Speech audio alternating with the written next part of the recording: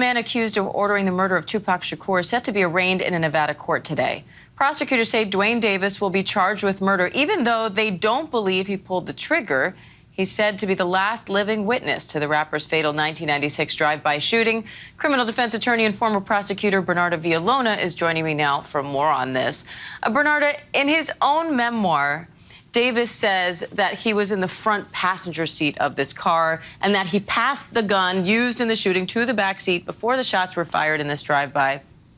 How will he now defend himself in court? How challenging is this defense going to be, given the admissions he's already made? Well, this is going to be a huge challenge for him because the actual passing and the providing of the deadly weapon that was used to kill Tupac Shakur, that right there is fatal. That's why he can't argue that he was just merely present inside of the vehicle, because that goes to show the evidence that he aided and abetted the commission of this crime, of this shooting that led to the fatal death of Tupac Shakur. The question will be now is, at the time that he goes to trial, is he going to say, I lied in a memoir, that wasn't me, I was doing it in order to get some fame or to make some money? But then it also forces him, if you are going to go that route, are you going to testify? Are you going to take the stand? So he has some huge hurdles to fight, but he can also argue, well, I wrote that memoir in 2018. It's 2023, so why are you coming after me now? Now, if he's admitted for years to being in the car and providing the gun, why did it take so long to arrest him? This happened in 1996. Well, there are many issues. So you got to think, even in 1996, law enforcement had a lot of the evidence that they have now.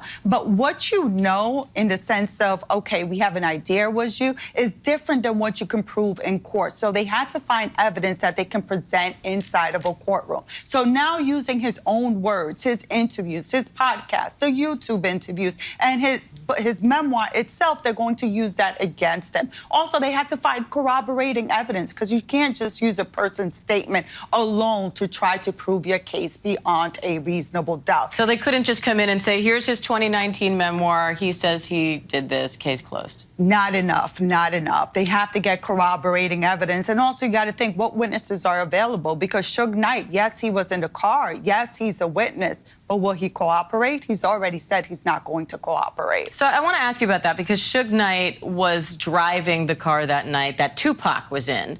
He has disputed the allegations that it was Davis's nephew who was the actual shooter, but he says he won't testify in this case. So what do? Can they force him to testify? They can force him to testify. I was a former prosecutor, and when we wanted to get witnesses to testify, you can apply to get a material witness order, where you have a judge that signs an order that says you are material and have material information as to the guilt in this case, and we want you to come in and testify. However, it's going to be difficult because, one, Suge Knight, he's in custody. He's going to be in custody for years. I believe he's serving a 30-year sentence. And aside from that, he's given so many conflicting statements that he's not a credible witness at this point. So I don't see Suge Knight taking the stand in this trial. Quickly, Bernarda, what are you watching for in the arraignment today?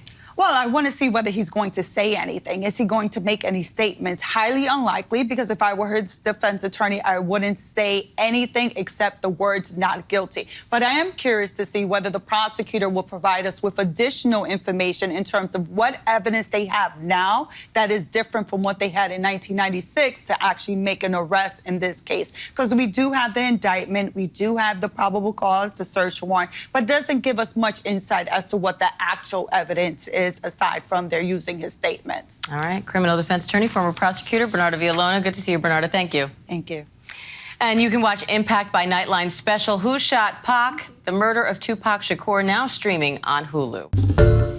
Hi, everyone. George Stephanopoulos here. Thanks for checking out the ABC News YouTube channel. If you'd like to get more videos, show highlights, and watch live event coverage, click on the right over here to subscribe to our channel. And don't forget to download the ABC News app for breaking news alerts. Thanks for watching.